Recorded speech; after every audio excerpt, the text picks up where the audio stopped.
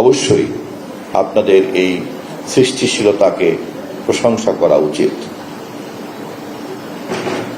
আমি সানন্দে বলতে চাই, জনাব সাজ্জাদ মাহমুদের নেতৃত্বাধীন পরিচালিত বর্তমান আনসার এবং গ্রাম প্রতিরক্ষা বাহিনীর এই সময় উপযোগী গতিশীল আধুনিক চিন্তার কারণে আমাদের সরকার গর্ব অনুভব করছে এবং আপনাদেরকে বিশেষভাবে ধন্যবাদ জানাচ্ছি।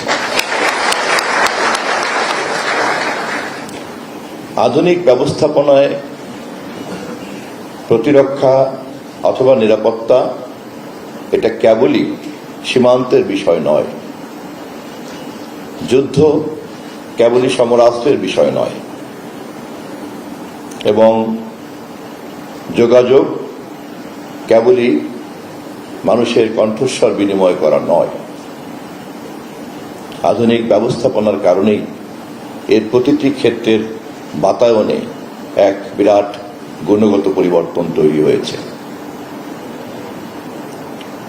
আমরা অত্যন্ত আনন্দিত গুণগত পরিবর্তনকে বুঝতে পেরে সেই অনুযায়ী নিজের দক্ষতা এবং আগ্রহকে সময় উপযোগীভাবে পুনর্গঠিত করার যে কাজ, সেই কাজ আপনারা করেছেন।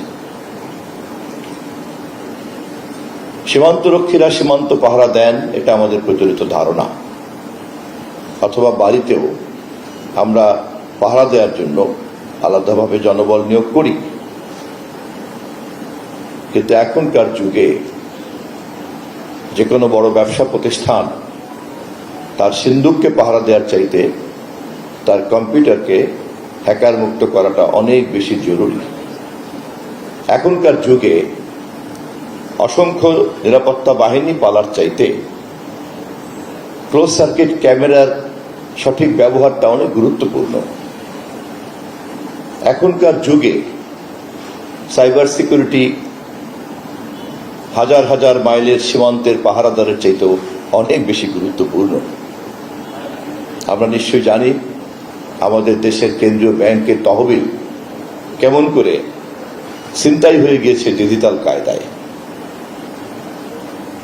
এই ঘটনা এবং এই দুর্ঘটনা আমাদের চোখে আঙুল দিয়ে দেখিয়ে দিয়েছে নিরাপত্তার ধারণা গুণগতভাবেই পরিবর্তন হয়ে গিয়েছে।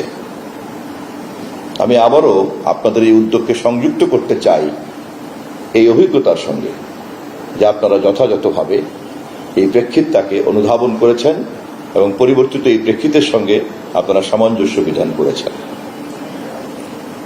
তথ্যমন্ত্রী হিসাবে কাজ করতে গিয়ে আমি প্রতিনিয়তই এই বিষয়টি নিয়ে মোকাবেলা করতে হচ্ছে। সবচেয়ে বড় চ্যালেঞ্জ হচ্ছে পুরনো মনোজগতের মানুষ আমরা যারা, তারা পরিবর্তিত এই পরিস্থিতিটাকে ভালো করে বুঝতে পারি না। না বোঝার কারণে অ্যানালগ সিস্টেম এবং ডিজিটাল সিস্টেমের যে ডিফারেন্স, এই ডিফারেন্সটা আমরা পার্থক্য নির্ণয় করতে পারি না, এবং না পারার কারণে ডিজিটাল প্ল্যাটফর্মকে সর্বোচ্চ মাত্রায় ব্যবহার করা এবং সেই অনুযায়ী জনবলকে আবার নতুন করে সাজানো, সেই অনুযায়ী নিজের পুরনো জ্ঞানকে ঝেড়ে ফেলে দিয়ে নতুন করে জ্ঞান লব্ধ করা এবং নতুন জ্ঞানের প্রেক্ষিতে নতুন করে কর্ম পরিকল্পনা তৈরি করা, নতুন করে লক্ষ্য নির্ধারণ করা এবং সেই লক্ষ্য বাস্তবায়ন করার জন্য নতুন করে কর্মকৌশল নির্ধারণ করা, এবং এই পুরো ব্যাপারটাকে নেতৃত্ব দেওয়ার জন্য একটা ডিজিটাল লিডারশিপকে গ্রহণ করা, এই পুরো ব্যাপারটাই একটা সম্পূর্ণ আধুনিক এবং প্রযুক্তি নির্ভর। আমি আবারও অভিভূত হয়ে আপনাদেরকে বলছি যে আপনাদের প্রান্তিক কণ্ঠস্বর আমাদের অনেকের জন্যই একটি শিক্ষণীয় উদ্যোগ হতে পারে।